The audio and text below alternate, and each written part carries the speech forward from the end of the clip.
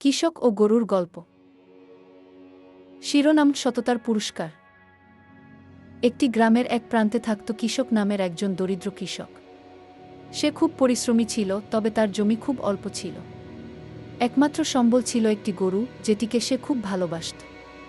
গরুটিই ছিল তার চাষের প্রধান সহায়। প্রতিদিন সকালে কৃষক গরুটিকে খেতে দিত, তারপর গরুটিকে সঙ্গে নিয়ে মাঠে যেত।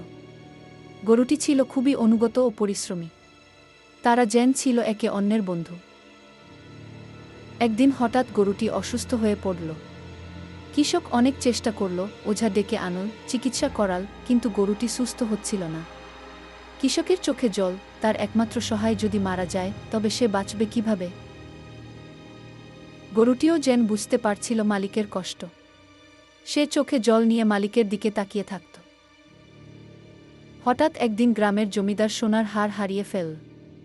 অনেক খোঁজাখুঁজি করেও কিছু পাওয়া গেল না। ঘোষণা দেওয়া হলো যে এই হার খুঁজে দেবে তাকে পুরস্কার দেওয়া হবে।